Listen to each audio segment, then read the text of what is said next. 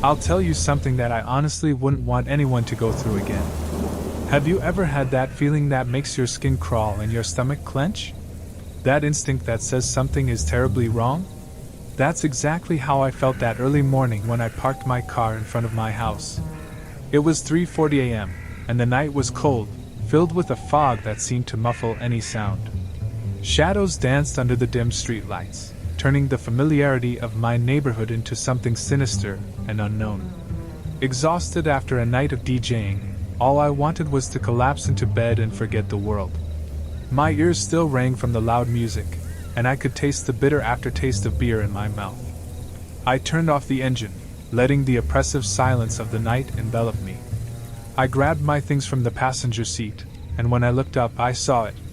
The light in the upstairs bedroom flickered once, as if hesitating, then abruptly went out. It was a small detail, almost insignificant, but at that moment my heart raced. That room should have been empty. I live alone, no one should be home.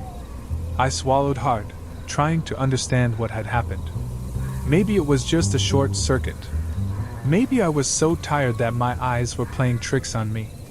I took a deep breath, trying to calm my nerves as I got out of the car. The key trembled in my hand as I unlocked the front door. I entered the house, which was utterly silent. The air felt heavy, laden with something very strange that I can't even describe.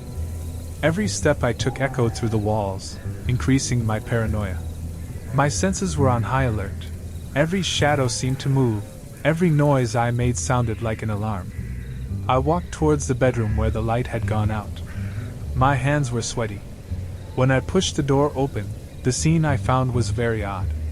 The wardrobe, which was fixed to the wall, was now on the opposite wall, and the bed was also against another wall, with white bed linen that had some dirt on it.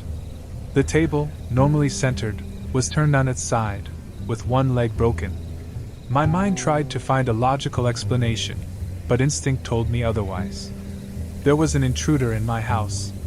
Someone had tampered with my things, was there, hiding in the shadows, watching my every move. The chill down my spine intensified, and a sense of panic began to take hold of me. I could feel the invisible gaze, the hidden presence that seemed to savor the fear emanating from me. Every detail screamed at me that I was in danger. The crooked family portrait on the wall, the broken vase on the floor, the chair turned upside down. Everything indicated that someone or something had been there. This was my home, but suddenly it felt like hostile territory, full of invisible threats. It was as if I had crossed into an alternate dimension where every shadow hid a potential danger.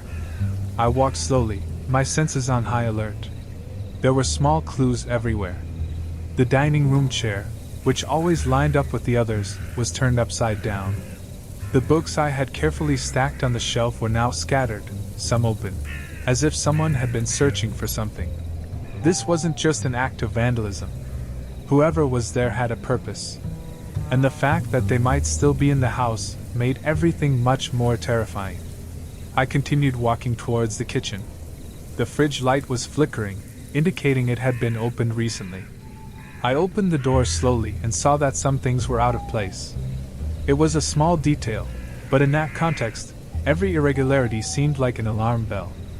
I followed the hallway back to the second floor. The stairs creaked ominously, as if protesting against my presence. When I reached the top, I stopped to listen.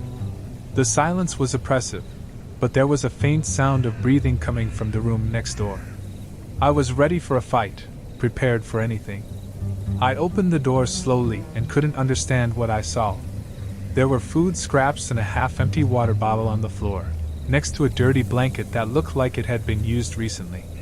It was an improvised hideout, clear signs that someone had been hiding there. Then I started hearing footsteps above me. The hidden presence was on the move. I took a deep breath, feeling cold sweat down my back. With trembling hands, I moved towards the corridor, each step heavier than the last. I opened the guest room wardrobe and found a man. His wide eyes stared at me, reflecting an animalistic desperation.